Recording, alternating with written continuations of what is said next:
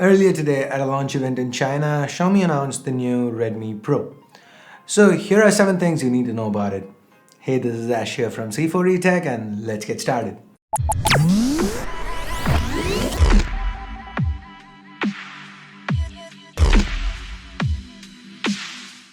Number 1, in case you missed the leaks, let's start with the build.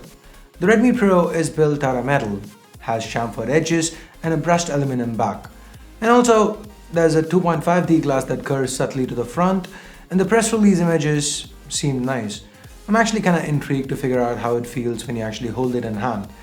And talking about the glass, beneath it we find for the first time on a Xiaomi device an OLED display. A 5.5-inch OLED display, so expect great contrast, deep blacks, and Xiaomi states that this display covers the entire NTSC color gamut. Number 3, also on the front, right below that display, we have the Fingerprint Scanner. At the Mi 5 launch event, Hugo was quite insistent in saying front is where the fingerprint scanners need to go. And Xiaomi is seemingly sticking to that, and they've moved it to the front on the Redmi Nav.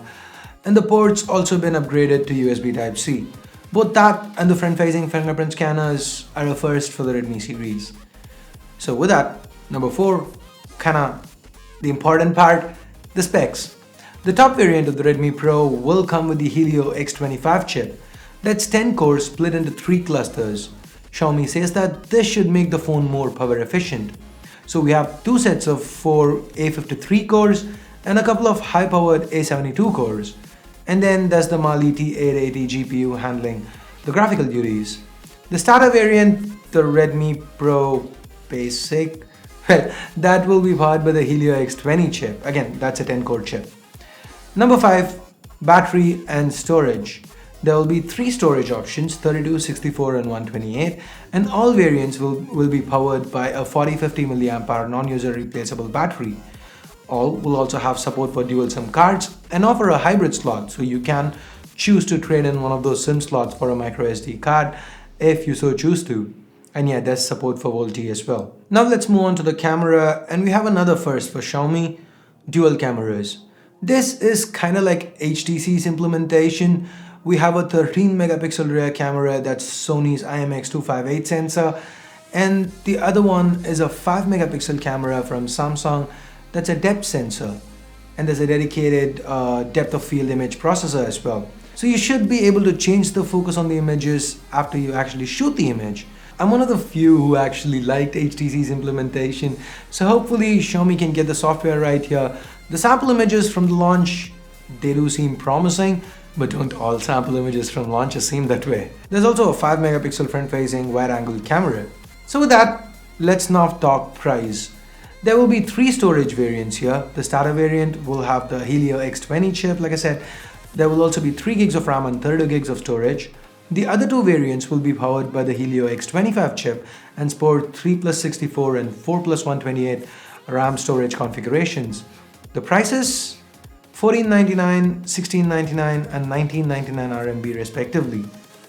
The Redmi Pro goes on sale in China on the 6th of August.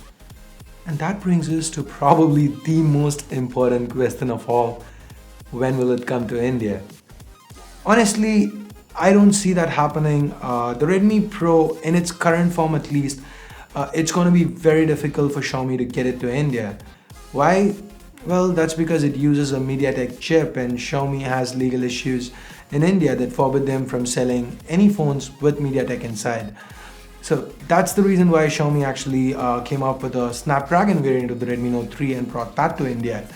So option A, either Xiaomi does the same with the Redmi Pro, adds a Snapdragon variant, and that is gonna take time, or option B, they get their legal issues resolved, and again, both seem to not kinda unlikely. So anyway, as always, I will be importing it and will bring you more coverage on the Redmi Pro as soon as I can. So that's it for this video. Hope you liked it. If you did, do give it a thumbs up. If you didn't, vote it down. And for more coverage, hit that subscribe button down below if you haven't already. So thanks a lot for watching. Till next time, this is Ash here from C4E Tech signing off. You guys have a great day. Bye bye now.